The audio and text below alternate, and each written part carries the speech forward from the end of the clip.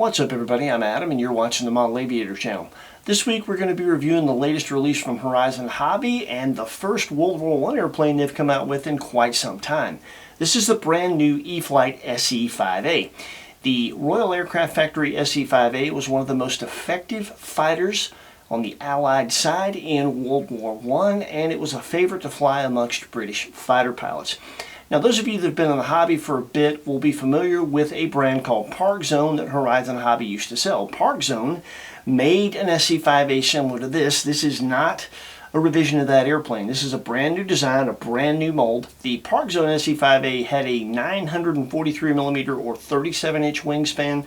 This one is a little bit more compact at 900mm or 35.5 inches. This one is designed to be more detailed, more convenient, more versatile, and more capable than any known World War I airplane from the past. So let's get into it and check it out. As we've come to expect from an E-Flite manual, it's very well written and does a great job of taking you through the steps of assembly on the S.E.5a. There's no glue required, and as World War I airplanes go, this assembly is very simple. The part count is relatively low, although the accessory bag has several parts in it.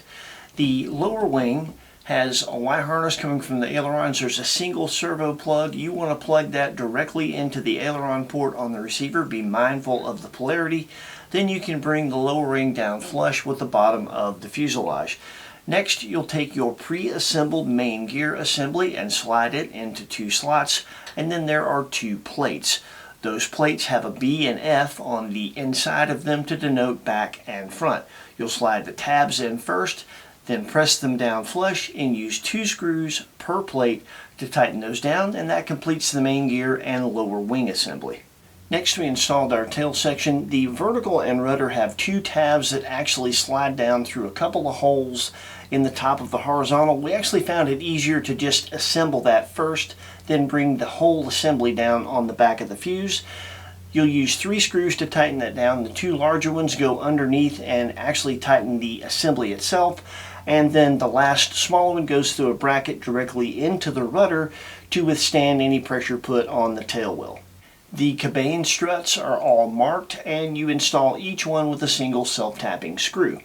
The inner plane struts have built-in flying wires, which are actually small carbon rods for rigidity, and they are marked and have locking tabs. You just slide those into the tabs on the top of the lower wing until you hear them and see them click into place.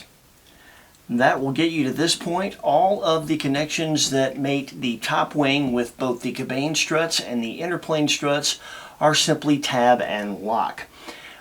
All your flying wires are pre-made for you. They're elastic, they have hooks on both ends, and they're neatly organized on this piece of cardboard. You just take them off the cardboard and hook those hooks through eyelets that are built onto the airframe and the wings. Very simple, and there's a diagram in the manual to show you exactly where to put them. At this point, you're very close, just a little bit left to do. The top wing mounted Lewis machine gun is a tab and lock as well, so you just snap it into place. And at this point, you've got some last-minute control connections that you need to make, but before you do that, you want to go ahead and program your transmitter and bind the airplane to your transmitter with the bind and fly. Obviously, once you get the airplane together, you can't get to the receiver to put it in bind mode, but that's not a problem. They put a convenient bind port inside the battery bay. You just plug your bind plug into that, and you can bind the airplane. So once you get all those servos centered, you're going to have to install the clevises on the control horns of the elevator and rudder. Go ahead and get those centered while you're at it. Center the ailerons, and then you'll attach the interlocking push rods for the lower and upper ailerons. There is E-bend on one end and an adjustable clevis on the other, so you can make sure that the upper and lower ailerons are both lined up properly and working in sync. Now, there's a couple of little tips building this airplane. I was concerned when I put the top wing on that all of the strut connections were going to scratch up the bottom of my top wing. So I very carefully placed it and got all the tabs lined up with their slots first, and then went from one end to the other holding the strut and pressing those into place and locking them into place. Kept me from scratching at the bottom of that wing. The other thing is this airplane conveniently has a propeller installed from the factory, and that is great but we always recommend here that you at least make sure that that nut is tight. You don't want to over tighten that because that's an aluminum prop adapter and you can crack and compromise that. But even better still, take the prop off, make sure it's balanced. The more balanced it is, the smoother it will run. Then put it back and snug up that nut. The S.E.5a has a 35.4-inch wingspan. It's 28.2 inches long. Our example weighs 2 pounds, 15.7 ounces, ready to fly with a Spectrum 4S 2200 50C battery. It has an Avian 45 amp smart light brushless ESC, an Avian 3513 1100 kV 14 pole motor, 4 9-gram digital servos, and is intended for use with 3S and 4S 2200 to 3200 milliamp packs. The new S.E.5a, while compact, is a nice size park flyer. Obviously it's going to be right at home at a large sanctioned flying area, but it flies slow very well. It will also be right at home in much smaller areas. You just need to be aware of whatever regulations govern model flying in areas like that where you live. Horizon sells this as a plug and play or a bind and fly. The plug and play has all the electronics installed except for a receiver. The bind and fly adds a Spectrum receiver pre-installed for you that is DSM2 and DSM-X compatible. It's a 4-channel airplane out of the box. You have elevator, rudder with a built-in steerable tail wheel, ailerons, throttle control, and the receiver that is installed is one of the new Spectrum AR631 Plus receivers that has AS3X Plus stabilization and optional safe select, so you can assign a 5th channel to a switch. That's a virtual channel with a Spectrum transmitter and flip between those two. It also has the smart setup file, smart transmitter file, downloaded into that receiver that you can upload into your transmitter to set the airplane up. We'll give more details on that in the setup chapter coming up in a bit. You can also program thrust reverse through avian programming through your transmitter, and of course if you have an airwear capable Spectrum transmitter, you're going to have some smart telemetry.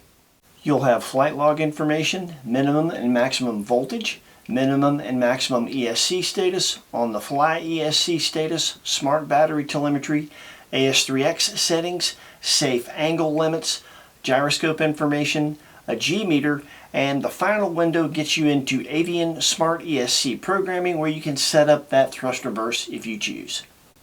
Some of you that follow our channel may know that I'm a big World War I aviation history buff and I love World War I airplane models.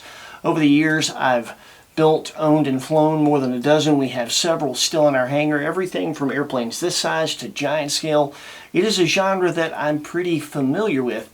Now, two things I've never put in the same sentence is World War I airplane and convenient, because typically they are not. Everything about them is a bit more of a pain than many other types of models, especially the assembly. When it comes to this one, so much of this snaps together. There's very few screws involved. Even the flying wires were made easy. I mean, it literally took me a couple of minutes to get those flying wires on, and I can put how easy that is in perspective pretty well for you. Thank you. This is my old Great Plains SE5A. This is about the same size and it is from the same era as the old Park Zone SE5A, and they have a couple similarities, but just to put the assembly into perspective, to get the main gear assembly, which with this one you have to assemble the wings and to add the flying wires, which it did not come with, took 31 screws to make that happen. To make the same thing happen with a pre-assembled gear set and this new airplane, 8 screws. I mean, what a difference. And another big difference in convenience is this airplane, like the Park Zone, was a bottom loader that had the battery bay underneath the motor, which meant that you didn't have a whole lot of room. It was tight, it was hard to get to it, and you were limited by the size of battery that you could get in there. Thank you. Now fast forward to 2025 with E-Flite's new SE5A, and this one is a convenient top loader with a very large hatch, and it's so easy to get my hands in there and get to everything. I've got room for a wide range of batteries. I can get my hands on the straps and actually manipulate them, and I'm not ready to throw something when I'm done, and when it's time to get the battery out, taking it in and out is just that fast. It is truly a piece of cake. I think that the convenience of this airplane in both the assembly and just the day-to-day dealing with it, just getting batteries in and out of it, stuff you have to do every time you fly it, the convenience is one of the nicest features of this one. In addition to the flying wires, which is a nice skill touch, there's so much more. The mold is really well done. You have a lot of rib detail on the wings and the tail surfaces. You have stringer detail on the fuselage and the stitching detail where the upper and lower fabric are sewn together on both sides of the fuse. The landing gear is actually the right shape. The park zone, you can say that. When it comes to the scale bits, it has everything. You have both the Vickers and the Lewis machine guns. You have the gun sight, the windscreen, the pilot with a scarf. Ours blew off flying. I'll have to cut a t-shirt up and put another one on him, but it does come with one. It is just a really nice start for those of you that like to really detail planes like this out, similar to the way that Heidi and I detailed out my old Great Plains S.E.5a. And with as good a start as this, with this canvas, really all you need is some brushes, some wash, a little bit of paint, and you'll be there. Now, when it comes to versatility, this offers things that earlier generation airplanes didn't. You were limited in the battery types you could use. This is 3 or 4S, which also gives you some power options, in addition to several different battery size options. On 3-cell, you've got more than scale power. On 4-cell, you have rabid, stupid power.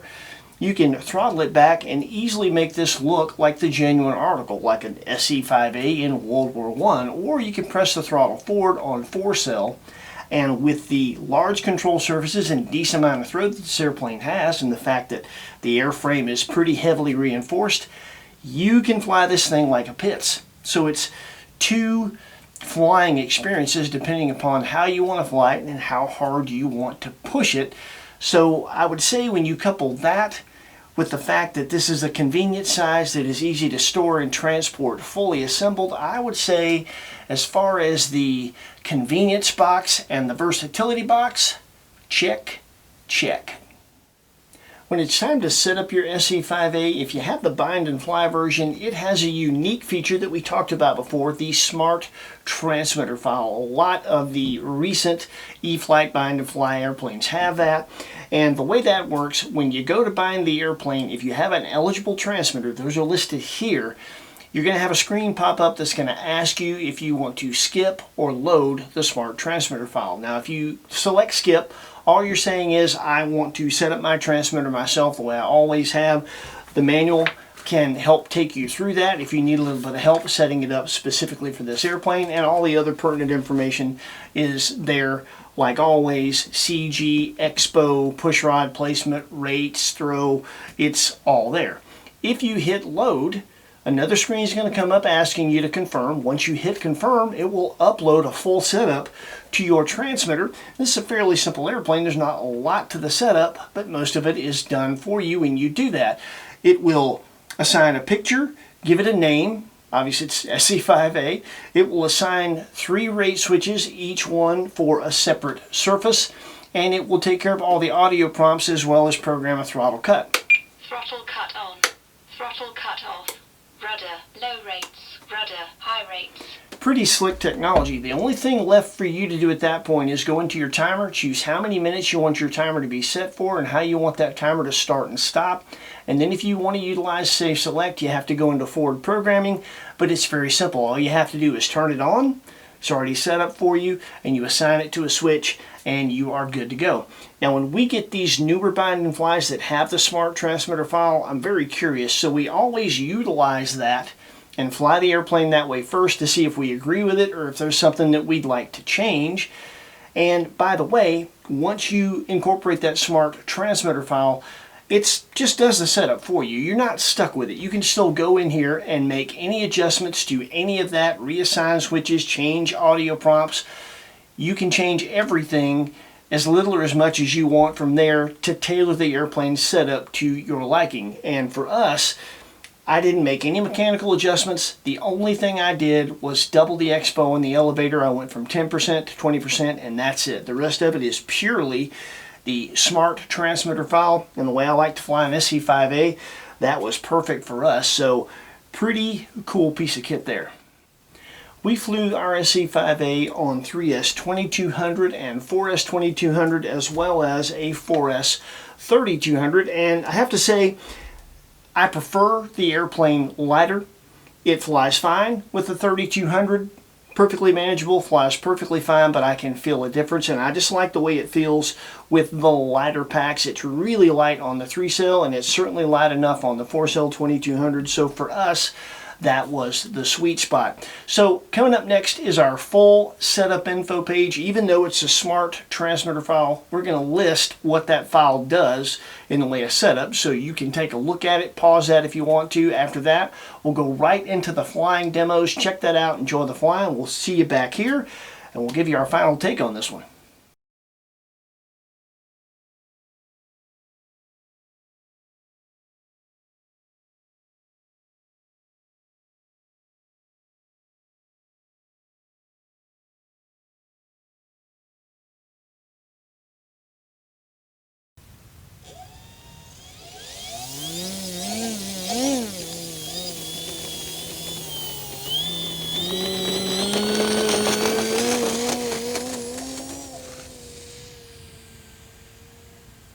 The grass at this venue is typically stellar, but as you can see, there's a lot of inconsistencies in it. The armadillos have tore that up pretty good. For what it's worth, the S.E.5a had no trouble with it whatsoever.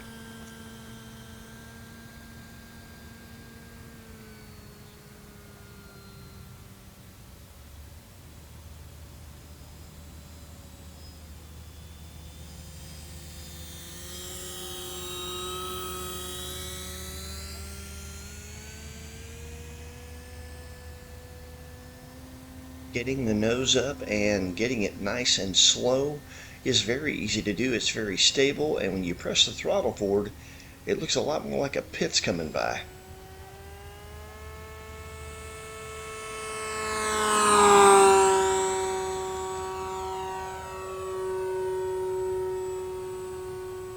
As you might expect, the vertical performance is outstanding, especially for a World War I airplane.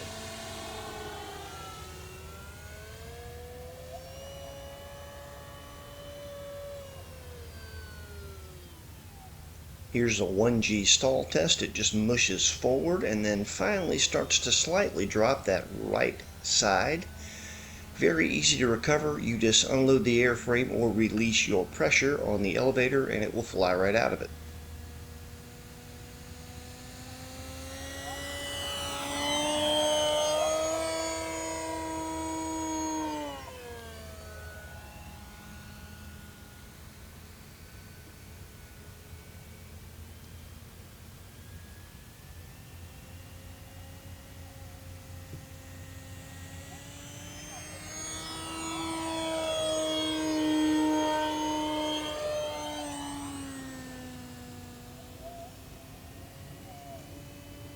The S.E.5a is fully aerobatic, well beyond the capabilities of the actual airplane.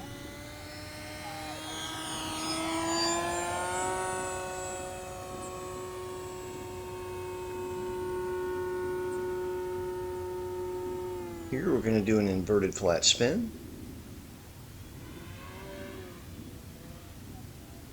And it does that nicely.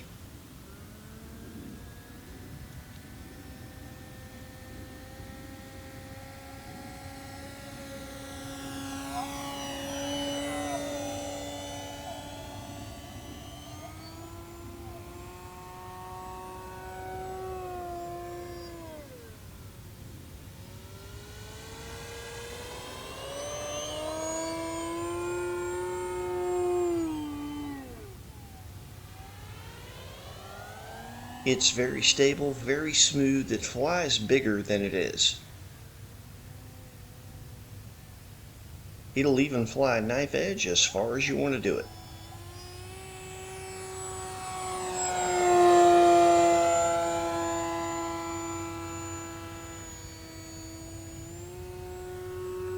Tight snaps and tumbles are in its wheelhouse as well.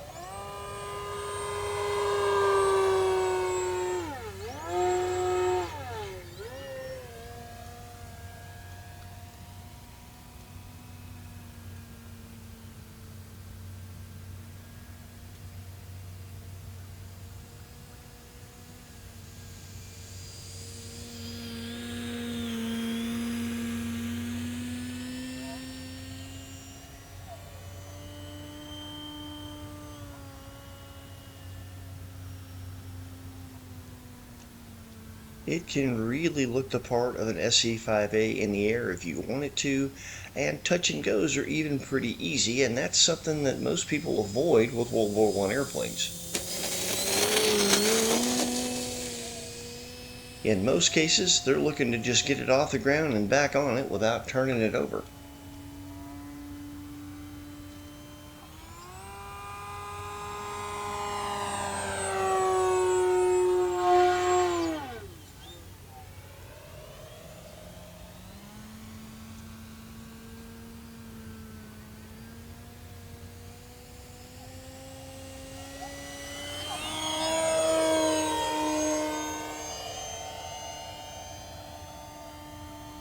It sustains inverted flight very easy with very little down elevator deflection needed, and it's very stable there.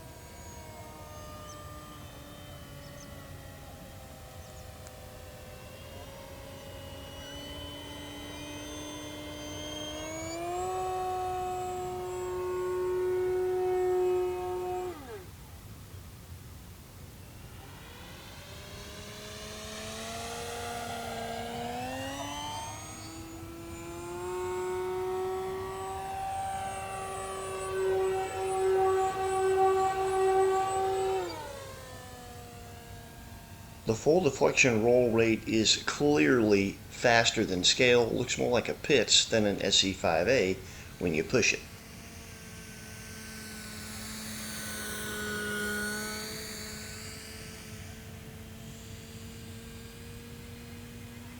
When you don't push it, you feel like you're at a Shuttleworth Collection air show.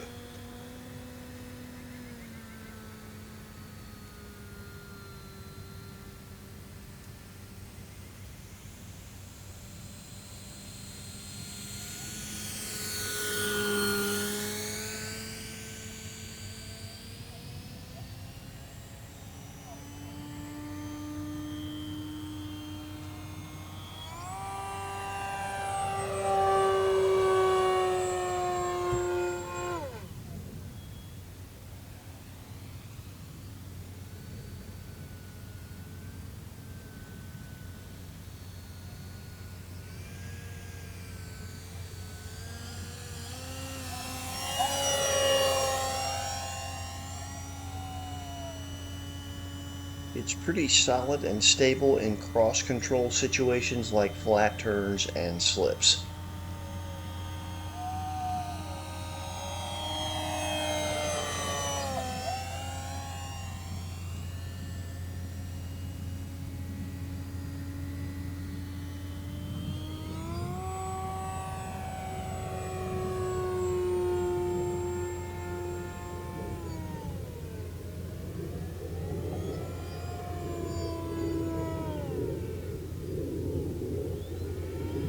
I actually saw a little footage of one of the Horizon guys inverted Harriering this thing. I was just kind of experimenting with it there. Didn't really have a whole lot of time to try it, but I'm convinced that if I got used to this thing, it would absolutely do it. Now, one thing I will say when it comes to landing World War I airplanes, flare them all the way to a 3-point. Works out much better.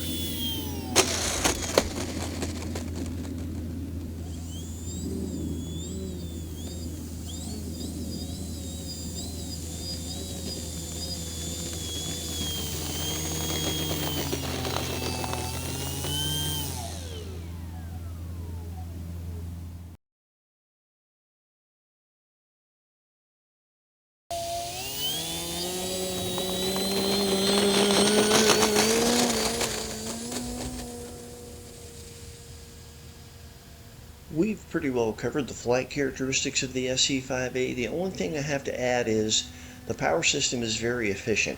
We got 6-minute flight times easily dogging it, and 7 to 8 just flying it around scale with throttle management. Obviously on 3-cell you can get it just a touch slower because it's just a touch lighter, And obviously you don't have as much power as you do on 4-cell, but it's still better than scale power, and it's still fully aerobatic. We're just going to let you enjoy this flight, and we'll see you back on the bench with our final thoughts in a bit.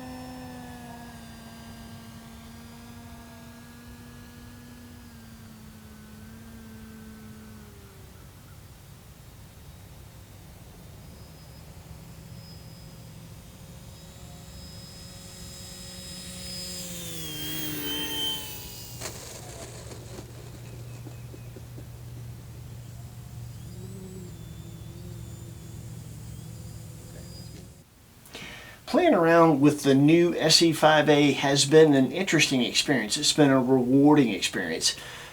It's just so convenient all the way around, and when it comes to the flyability, that really surprised me.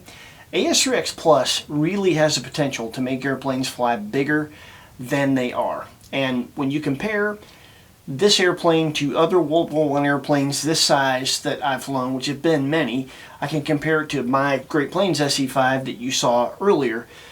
That airplane is definitely harder to manage and harder to fly than this one. Even with the best of setups, the best you're going to get out of it is it's going to fly its size. This airplane flies bigger than it is. This feels more like my 60-inch Sopwith Camel, which is pretty amazing to me, but it's great because it's going to open up a lot of opportunities for the genre, I think. Now, when it comes to skill level, Horizon says skill level 2, some experience required, and I agree with that. World War I airplanes are pretty particular how you take them off and land them if you don't want them to end up on their back. I'm sure you've seen a lot of videos where guys bring World War I airplanes in for a landing and over they go. Like we said in the flying, three-pointing them is the key.